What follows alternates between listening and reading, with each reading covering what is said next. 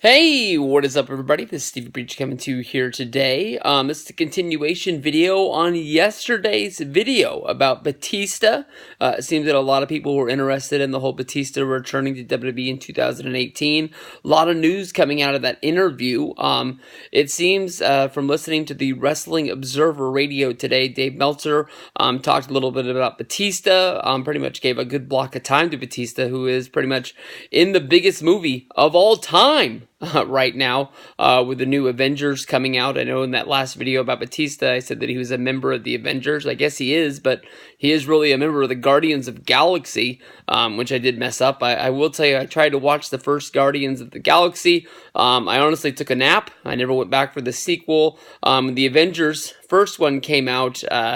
Me and the kids really weren't that into it. I think when it comes to superhero movies, I just sort of like Spider-Man and I used to really like Batman, but can't even really get into those movies at all. So I just think that genre isn't for me. But you got to give your hats to Batista and say, man, this guy's really kicking some ass right now, and he really had to bust his ass to get that Marvel role. So hats off to him. But Meltzer talked about the fact that basically WWE did offer the Hall of Fame to Batista, who turned it down, basically saying that. He didn't think his wrestling career was over, so he didn't want to go into the Hall of Fame yet, which started them talking about him being the partner for Ronda Rousey. Once the negotiations with The Rock basically fell apart, basically The Rock said that he did not have an opportunity to come wrestle at WrestleMania 34. It didn't really seem like The Rock was turning it down because he didn't feel like it was the right time or the right place or what didn't make the right money. It just happened that The Rock had something else going on, and he wasn't able to do it. I think The Rock was actually out doing press for Rampage, the movie that just came out.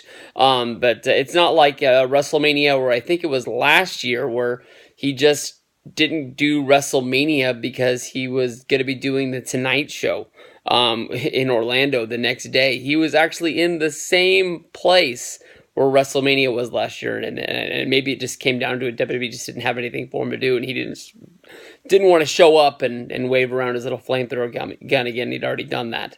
But Batista was in the talks, and to me, honestly, Kurt Angle really blew it up. I mean, them really having a really good match at WrestleMania made it even better.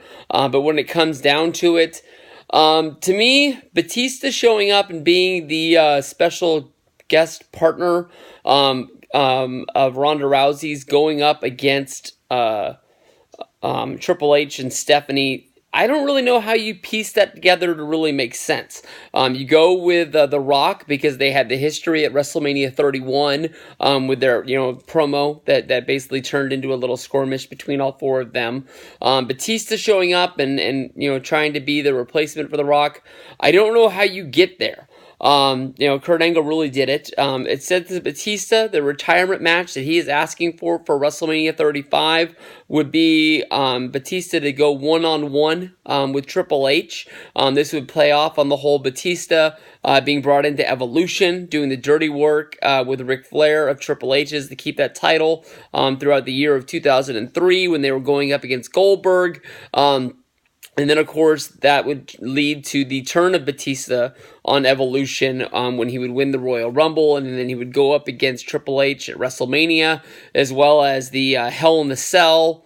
I believe that was at Backlash that year after WrestleMania 21. Batista really was one of the main guys. I believe that was the main event of WrestleMania 21 as well, even though shortly after that they would do the brand split switch where Batista would go to SmackDown and John Cena would become the face of the company on Monday Night Raw.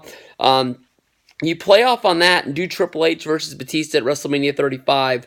I think that's going to be a big match for them. I mean, I talked a lot about all the movie success that Batista was having, him being a part of the whole Marvel franchise, as well as Batista, being involved with James Bond, and just going out there and just really busting his ass to get those movie roles. He's only going to get bigger. He's only going to get better.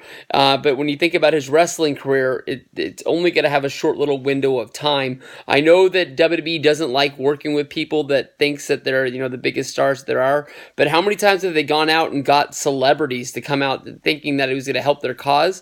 And the celebrity not really being the biggest name there is out there. The last celebrity I can remember them bringing in is like, Snooki from Jersey Shore, Steve Amell from Arrow, the things like that. I mean, it's not like David Arquette trying to make the cover of the USA Today today.